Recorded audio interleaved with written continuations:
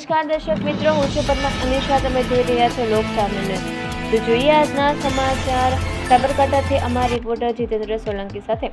સાબરકાંઠા જિલ્લાના હિંમતનગરમાં આઝાદીના પર્વની ઉજવણીના ભાગરૂપે ભવ્ય હર ઘર તિરંગા યાત્રા યોજાઈ હતી. પ્રભારી મંત્રી ડોક્ટર પ્રદ્યુમન વાંઝાએ યાત્રાને લીલી ઝંડી આપી પ્રસ્થાન કરાવ્યું હતું. મંત્રીશ્રી પોતે પણ સમગ્ર યાત્રામાં પદયાત્રા કરીને નગરજનો અને યુવાનોનો ઉત્સાહ વધાર્યો હતો.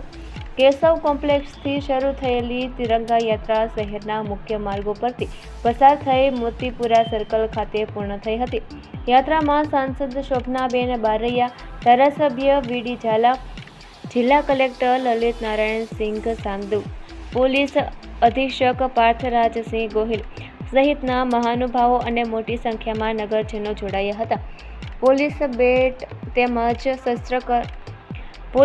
તેમજ શસ્ત્રકલાના પ્રદર્શનને યાત્રામાં વિશેષ આકર્ષણ જમાવ્યું હતું. સમગ્ર હિંમતનગર દેશભક્તિના રંગે રંગાયું હતું. દેશના વડાપ્રધાન શ્રી નરેન્દ્રભાઈ મોદીના આહવાનને અનુલક્ષીને સમગ્ર દેશ આજે એક હર ઘર તિરંગા ઉત્સવ 9મી થી 17મી દરમિયાન ઉજવી રહ્યો છે. ત્યારે ઉત્સવના ભાગરૂપે આજે હિંમતનગરની આ સાંસ્કૃતિક અને પ્રાકૃતિક ભૂમિ ઉપર તિરંગા યાત્રાનું આયોજન થયું, જેમાં સ્થાનિક સાંસદશ્રી, ધારાસભ્યશ્રીઓ, સંગઠનના સર્વ હોદ્દેદારો, સર્વે અધિકારીશ્રીઓ અને સમગ્ર હિંમતનગરની દેશપ્રેમી જનતાએ ખૂબ જ ઉત્સાહભેર ભાગ લીધો. આ તિરંગો એ દેશની આન બાન અને શાનનું પ્રતીક છે. આ દેશને એકતા અને અખંડિતતાના તાંતને બાંધી રાખનારું કોઈ તત્વ હોય તો એ તિરંગો છે. આ તિરંગો એ સ્વાતંત્ર્ય સેનાનીના સંઘર્ષની ગાથા છે, અસંખ્ય વીર જવાનોના બલિદાનોનું પ્રતીક છે. ત્યારે આ તિરંગાને માન સન્માન સાથે આ દેશના શહીદોને શ્રદ્ધાંજલિ આપવા માટે આજરોજ તિરંગા યાત્રા આજે હિંમતનગર આંગણે યોજાણી હતી. ખૂબ મોટી સંખ્યામાં લોકોએ ઉત્સાહભેર ભાગ લીધો. અલગ અલગ સાંસ્કૃતિક કાર્યક્રમો પણ આ તિરંગા યાત્રામાં થયા.